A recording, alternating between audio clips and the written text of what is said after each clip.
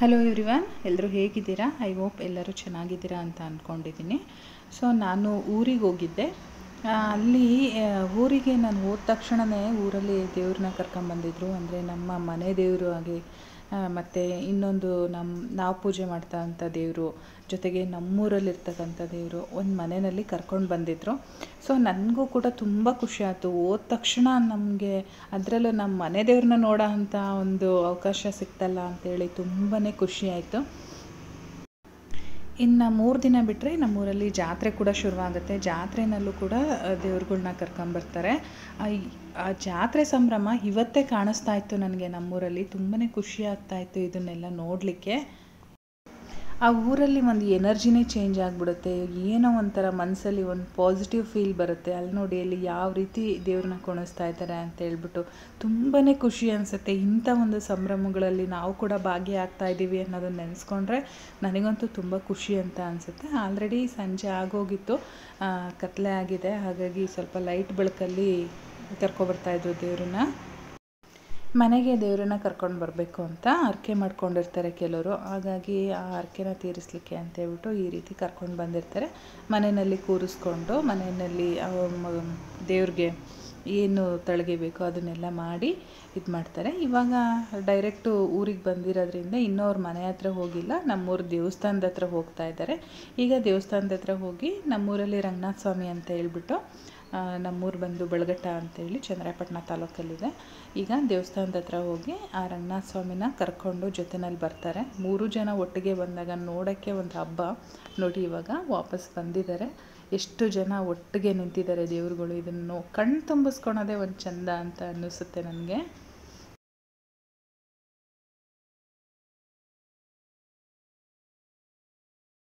Actually Sohan ಊರಲ್ಲಿರೋದ್ರಿಂದ ನಾನು ಈಗ weekly once ಊರಿಗೆ ಹೋಗ್ತಾ ಇದ್ದೀನಿ. ಸಾಟರ್ಡೆ ಹೋಗಿ ಮಂಡೆಗೆಲ್ಲ ವಾಪಸ್ ಆಗಿಬಿಡ್ತೀನಿ. ಸಂಡೇ ಇನ್ನೇನು ರಜಾ ಇರುತ್ತಲ್ವ ಅಂಥೇಳಿ ನಾನು ಹೋದ ತಕ್ಷಣವೇ ಈ ಒಂದು ಹಬ್ಬ ನನಗೆ ನೋಡೋಕ್ಕೆ ಸಿಕ್ತು. ತುಂಬಾ ಖುಷಿ ಆಯಿತು ನನಗೆ. ನೀವು ಕೂಡ ಈ ಹಬ್ಬನ ನೋಡಿ ಎಂಜಾಯ್ ಮಾಡಿ. ಒರಿಜಿನಲ್ ವಾಯ್ಸಲ್ಲಿ ನಾನು ನಿಮಗೆ ತೋರಿಸ್ತೀನಿ.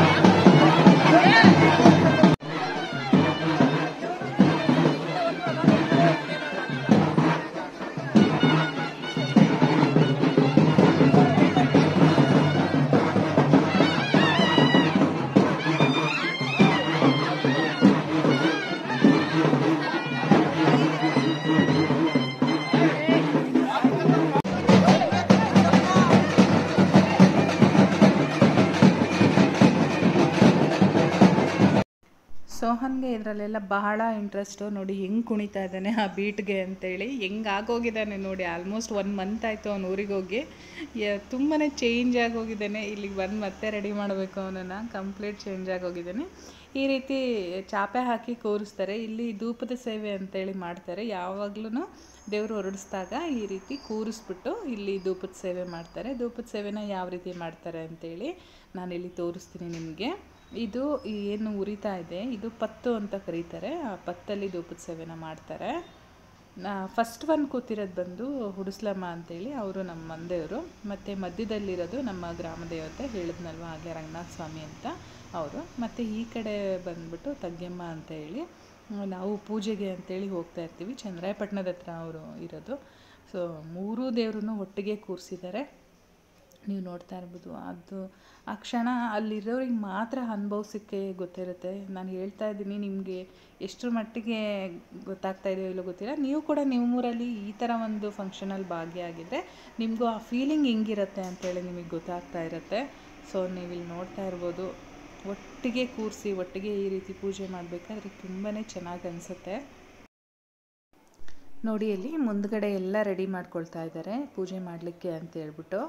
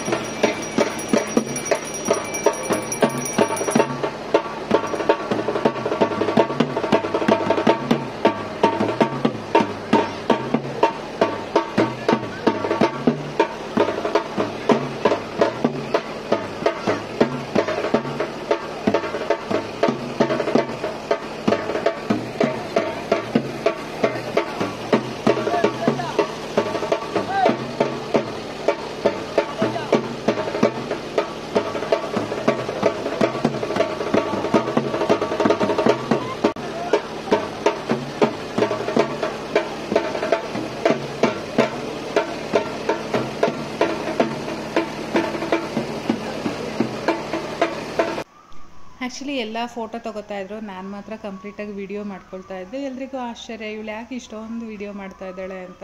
ಆದ್ರೂ ಅಲ್ಲಿ ಜನ ಮುಂದೆ ಮುಂದೆ ಬರ್ತಾಯಿದ್ರು ನಾನು ವೀಡಿಯೋ ಮಾಡ್ತಾಯಿದ್ದೀನಿ ಅಂತೇಳಿ. ಪಾಪ ಅಪ್ಪ ಆಗಿರ್ಬೋದು, ಇನ್ನು ಬೇರೆಯವರು ಕೂಡ ಆಗಿರ್ಬೋದು, ಜನನ ಸರ್ಕಿಸ್ತಾಯಿದ್ರು, ಒಂಚೂರು ಈ ಕಡೆ ಬನ್ನಿ ಈ ಕಡೆ ಬನ್ನಿ ಅಂತೇಳಿ. ಯಾರು ನಮ್ಗೆ ಆ ರೀತಿ ಸಪೋರ್ಟ್ ಮಾಡ್ತಾರೆ ಬೇರೆ ಕಡೆ ಎಲ್ಲ ಅಲ್ವಾ.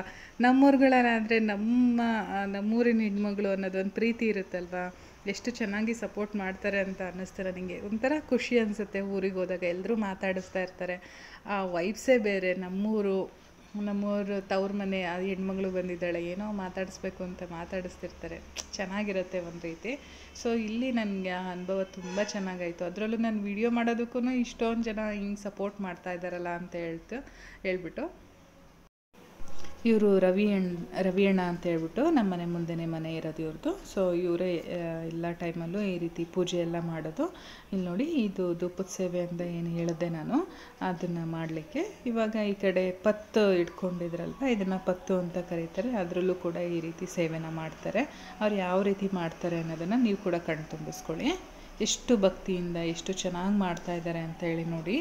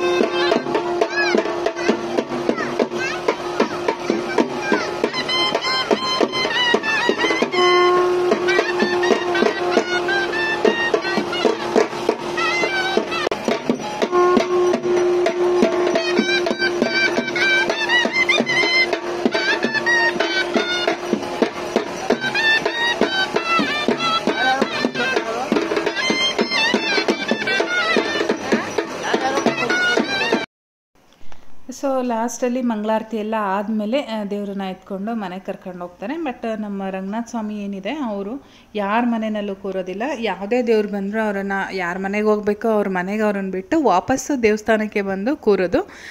ಯಾರ ಮನೆಗೂ ಹೋಗಲ್ಲ, ಯಾರ ಮನೆಯಲ್ಲೂ ಕೂರಲ್ಲ. ಮತ್ತು ಚಾಪೆ ಆದ್ರೂ ಅಷ್ಟೇ, ರಂಗನಾಥ ಸ್ವಾಮಿದೇನೆ ಸಪ್ರೇಟಾಗಿ ಚಾಪೆ ಇರುತ್ತೆ, ಬೇರೆ ಚಾಪೆನ ಹಾಕಿ ಕೂರಿಸಲ್ಲ, ಅವ್ರದ್ದೇ ಆದ ಸಪ್ರೇಟ್ ಚಾಪೆ ಇರುತ್ತೆ. ಸೊ ಅದರಲ್ಲೇ ಕೂರಿಸೋದು. ಅದೆಲ್ಲ ನನಗೆ ತುಂಬ ಇಷ್ಟ ಆಗುತ್ತೆ. ಸೊ ಆಮೇಲೆ ನಾನು ಒರಿಜಿನಲ್ ವಾಯ್ಸಲ್ಲೇ ಎಲ್ಲ ಹಾಕಿದ್ದೀನಿ. ಏಕೆ ಅಂದರೆ ನಾನು ಎಕ್ಸ್ಪ್ಲೈನ್ ಮಾಡೋದಕ್ಕಿಂತ ನೀವು ಆ ವಾಯ್ಸಲ್ಲಿ ನೋಡ್ತಾ ಇದ್ದರೆ ನಿಮಗೂ ಕೂಡ ತುಂಬ ಚೆನ್ನಾಗಿ ಅರ್ಥ ಆಗುತ್ತೆ ಅಂತೇಳಿ ನಾನು ಆ ಒರಿಜಿನಲ್ ವಾಯ್ಸಲ್ಲೇ ಹಾಕಿದ್ದೀನಿ. ಸೊ ಇವಾಗ ದೇವ್ರನ್ನ ಹೇಳಿಸ್ಕೊಂಡಿದ್ದಾರೆ, ಮನೆ ಕಡೆ ಕರ್ಕೊಂಡು ಹೋಗ್ತಾರೆ. ಈ ರೀತಿಯಾಗಿ ನಮ್ಮೂರಲ್ಲಿ ಒಂದು ದೇವ್ರ ಕಾರ್ಯಕ್ರಮನ ಮಾಡ್ತಾರೆ. ಧೂಪದ ಸೇವೆ ಅಂತ ಏನು ಹೇಳಿದೆ, ಈ ಧೂಪದ ಸೇವೆನ ನಿಮಗೆ ತೋರಿಸ್ಬೇಕು ಅಂತೇಳಿ ಈ ವಿಡಿಯೋನ ಮಾಡಿದೆ. ಮತ್ತು ಒಟ್ಟೊಟ್ಟಿಗೆ ಇಷ್ಟು ದೇವ್ರುಗಳ್ನ ನೋಡೋ ಅಂಥ ಒಂದು ಭಾಗ್ಯನೂ ಕೂಡ ಸಿಗಲಿ ಅಂತೇಳಿ ಇದೊಂದು ಕ್ಲಿಪ್ಪಿಂಗ್ನ ನಾನು ಮಾಡಿದ್ದೀನಿ. ಈ ವಿಡಿಯೋ ಇಷ್ಟ ಆಗಿದರೆ ವಿಡಿಯೋಗೊಂದು ಲೈಕ್ ಮಾಡಿ, ಶೇರ್ ಮಾಡಿ, ಹಾಗೆ ಸಬ್ಸ್ಕ್ರೈಬ್ ಮಾಡ್ಕೊಳ್ಳಿ. ಫೇಸ್ಬುಕ್ಕಲ್ಲಿ ನೋಡ್ತಾ ಇರೋರು ಫಾಲೋ ಮಾಡಿ, ನನಗೆ ಸಪೋರ್ಟ್ ಮಾಡಿ. ನಾನು ಮತ್ತೆ ಸಿಗ್ತೀನಿ ಮುಂದಿನ ವಿಡಿಯೋದಲ್ಲಿ. ಮತ್ತು ಜಾತ್ರೆ ವಿಡಿಯೋಸ್ ಎಲ್ಲ ಇದೆ, ತುಂಬಾ ಚೆನ್ನಾಗಿ ಮಾಡ್ತಾರೆ ನಮ್ಮೂರಲ್ಲಿ ಜಾತ್ರೆನ, ಅದು ಕೂಡ ವಿಡಿಯೋ ಮಾಡ್ತೀನಿ. ಸೊ ನಾನು ವಾಪಸ್ ಬೆಳಗ್ಗೆ ಎದ್ದು ಡ್ಯೂಟಿಗೆ ಹೋಗಬೇಕು, ಹೋಗಿ ಮುಗಿಸ್ಕೊಂಡು ಇಲ್ಲಿ ಬಂದ ಮೇಲೆ ಆ ವಿಡಿಯೋ ಕೂಡ ಮಾಡ್ತೀನಿ. ಸೊ ನಾನು ಮತ್ತೆ ಸಿಗ್ತೀನಿ ಮುಂದಿನ ವಿಡಿಯೋದಲ್ಲಿ. Thank you.